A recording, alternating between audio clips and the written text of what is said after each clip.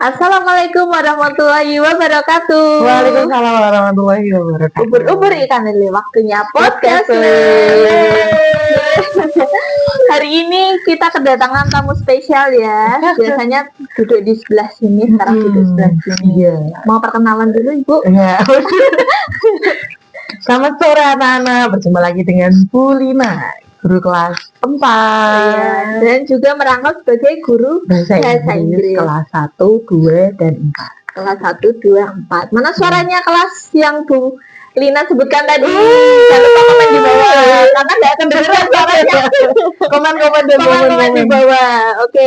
Spesial hari ini Bu Lina tidak sebagai penanya ya, tapi sebagai narasumber di podcast Ramadan. Hari ini kita akan berbincang mengenai toleransi. Menurut Bu Lina nih, apa sih toleransi itu? Nah, toleransi itu kalau menurut saya ini kan banyak menurut orang lain ya. Kalau toleransi itu berarti sikap untuk kita saling menghargai. Karena kita kan tinggal di Indonesia ya. Ada banyak agama, banyak suku, banyak budaya. Dengan adanya perbedaan itu, maka kita harus ada sikap untuk toleransi, saling menghargai. Contohnya misalkan perbedaannya ada perbedaan agama. Karena di Indonesia ini agamanya ada 6 dan tidak semuanya agamanya Islam, maka kita harus saling menghargai. Contoh, ada teman kita yang melaksanakan ibadah lain, kita tidak boleh mengganggunya, atau kita tidak boleh ikut untuk membuat ricuh, membuat kegaduhan ya gitu. Jangan memaksa untuk ikut ibadah kita ya, nggak boleh ya. Oke, kalau manfaatnya Bu Lina, manfaat dari kita menerapkan toleransi itu apa? Manfaatnya itu karena kita ada perbedaan itu. Jika kita menerapkan sikap toleransi, maka hidupnya akan damai, tentram, tidak ada pertengkaran. Kalau biasanya kan kalau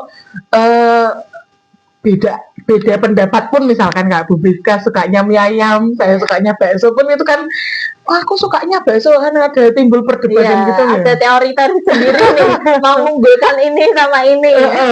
Enggak beda jauh, bakso sama mie ayam, bubur diaduk sama enggak diaduk aja bikin repot, bikin ribut. Makanya harus ada sikap toleransi itu.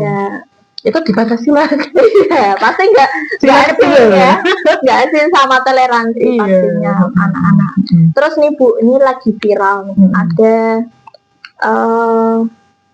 buka warung di masa Ramadan ini. Jadi ada warung yang malah suruh tutup nih Bu di bulan Ramadan. Padahal kita tahu bahwa di masyarakat sekitar nih tidak hanya Islam saja, tapi ada beberapa agama yang lain. Nah, itu menurut Bu Lina nih, toleransinya seperti itu gimana? Ini menurut saya takut ada yang pakai halo-halo nanti di belakang.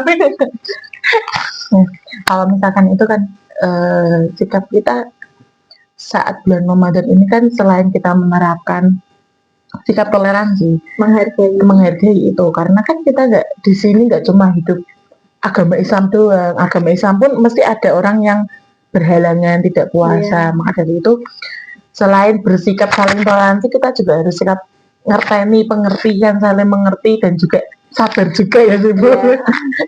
Atau mungkin yang biasanya kayak itu tuh dia ingin kayak iri atau nggak suka mungkin ya di sisi lainnya. Jadi kita harus saling menghargai dan juga sabar dan harus mengerti gitu. Mungkin dari warungnya sendiri bisa menerapkan, contohnya bisa ditutup dulu setengah warungnya ditutup ya, atau enggak dikasih tirai biasanya, ada tikul gembendel dikasih tirai hitam ya. Hanya untuk orang yang tidak berpuasa. Tapi anak-anak harus tahu kalau ada alasannya. Biasanya warung buka itu ya tetap untuk memenuhi kebutuhan hidupnya, tidak hanya menggoda orang yang berpuasa saja, tapi juga ada alasan yang lain tentunya. Terus Bu Lina, kalau toleransi nih tidak jauh dengan masyarakat sekitar, itu perlu nggak sih masyarakat sekitar itu menerapkan toleransi antar masyarakat gitu? itu perlu sekali Bu Rizka ya, karena dulu zamannya Rasulullah itu juga ada kayak gitu Bu Rizka, kayak pertengkaran. Ada di pelajarannya anak-anak ya, di kelas 4 kayaknya. Itu pelajarannya ada di surat Al-Hujurat ayat 13. Itu menceritakan bahwa zaman dulu itu ada seorang sahabat Nabi. Dia tuh namanya Bilal. Dia berkulit hitam Bu Rizka, tapi dia kok disuruh adzan. Orang-orang di sana itu pada, itu gimana kok kulitnya hitam, tapi kok dia yang dipilih jadi adzan. Habis itu surat tersebut turun, surat ayat 13. Itu menceritakan kalau Allah itu menciptakan manusia itu laki-laki dan perempuan, menjadikannya berbangsa-bangsa dan bersuku-suku. Nah, di Indonesia ini nggak cuma di Indonesia gitu ya, ini ya.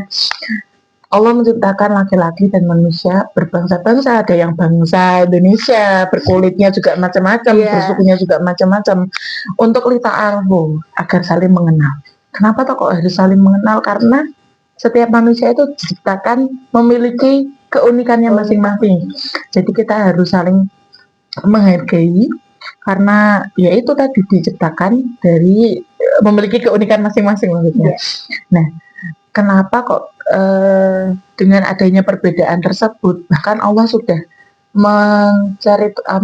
berfirman, Allah sudah berfirman kalau misalkan yang dinilai bukan kamu ganteng, kamu cantik, kamu sukunya agamanya paling banyak, kamu agamanya paling sedikit, bukan, tapi orang yang paling bertakwa.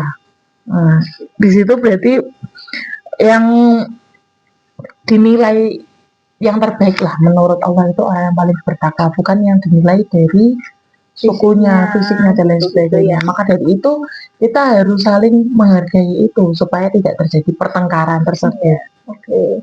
Gimana anak-anak?